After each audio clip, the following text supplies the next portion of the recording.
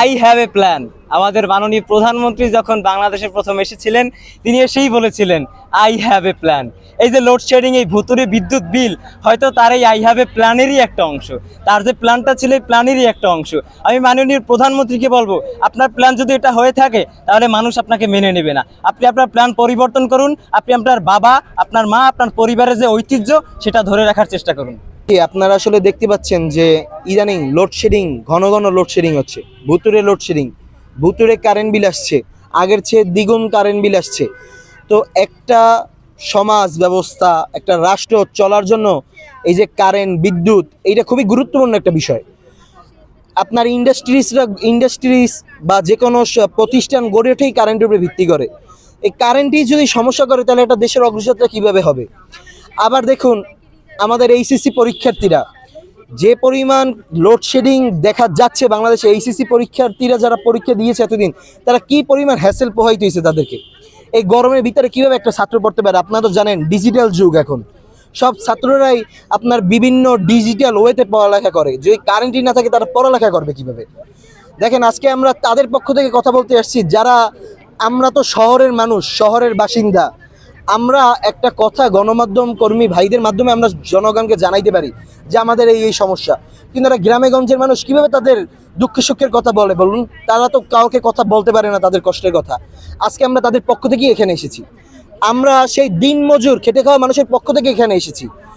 সেই দিনমজুর মানুষ যারা সারা দিন কাজ করে, খেটে খায়, মেহনতি মানুষ, তারা সারাদিন পর খেটে খাওয়ার পর তারা বাসায় যায়। রাতের বাসায় দিয়ে যখন দেখে না যে কারেন্ট থাকে না, তখন রাষ্ট্রের প্রতি, সরকারের প্রতি তাদের কি মনোভাব তৈরি হয়। দেখুন, আমরা চাই এই সরকার যেন 5 বছর ক্ষমতায় থাকে, 5 বছর ক্ষমতা তারা যাতে পূর্ণ করে যেতে পারে, আমরা এটা চাই। আমরা বিরোধী দল, আমরা তারপরে এটা চাই, কিন্তু এই সরকার আসলে তারা নিজেরাই চাইতেছে না তারা যাতে 5 বছর থাকে। এজন্য আমরা মাননীয় প্রধানমন্ত্রী তারেক রহমানকে অনুরোধ করব, অতি দ্রুত এই যে তেল, গ্যাস, বিদ্যুৎ, এটার যে একটা সংকট তৈরি হয়েছে, এই সংকট যাতে অতি দ্রুত, অনতি বিলম্বে এর সমাধান করায় আমরা এর অনুরোধ তাকে জানাবো। আপনারা দেখতে পাচ্ছেন আমাদের সারা দেশ জুড়ে কিছুদিন যাবৎ বিদ্যুতের খুব সংকট। তো আমরা যখন রাত হয় তখন দেখবেন বারবার বিদ্যুৎ যাচ্ছে, কিন্তু তখনও সরকার কিন্তু কনসেপ্টটা ক্লিয়ার করেনি আসলে কেন বিদ্যুতের কি সমস্যা বা কি। আস্তে আস্তে এই যে এই ধরনের লুকোচুরি কেন হচ্ছে, আমরা এই বিষয়ে স্পষ্ট নয়। আমরা এই বিষয়ে স্পষ্ট চাই, স্পষ্ট তথ্য চাই যে কি কারণে সংকটটা হচ্ছে। আমাদের দেখা যাচ্ছে তারেক রহমান আসছে, আমাদের সরকার নির্বাচিত হয়েছে, এই 6 মাস প্লাস হয়ে যাচ্ছে, প্রায় 7 মাসের দিকে।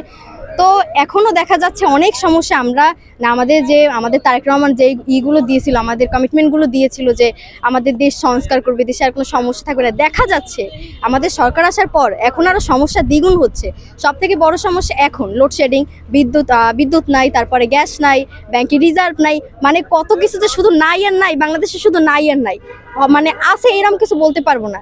আবার দেখা যাচ্ছে এই ইদানিং লোডশেডিংয়ের বিষয়টা, আমরা এতদিন চুপ ছিলাম যে দেখি হয়তো ঠিক হবে বা আমাদের হচ্ছে বিদ্যুতে টান পড়তেছে, দেশে এরকম হইতেছে, বাট না, স্টিল এরকমই হইতেছে।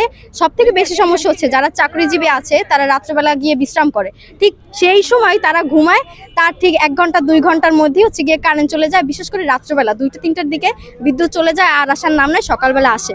তো এইটা হচ্ছে গিয়ে বড় সমস্যা। যারা হচ্ছে গিয়ে চাকরিজীবী আছে, পেশাদার আছে, সেই মানুষগুলো রাত্রেবেলায় বিশ্রাম নেয়, ওই টাইমটায় যদি এরকম বিদ্যুৎ না যায়, এটা আসলে সমস্যা। তো আমরা আসলে এর মানে একটা আমাদের সবার মাঝে যে প্রশ্ন যে এটা কেন হচ্ছে, এটা যদি সরকার বা আমাদের হচ্ছে যারা উপর মহলে আছে তারা যদি এই বিষয়টাকে পরিষ্কার করে যে না, এই জন্য হচ্ছে গিয়ে সমস্যাগুলো হচ্ছে, তাহলে খুব ভালো হয়।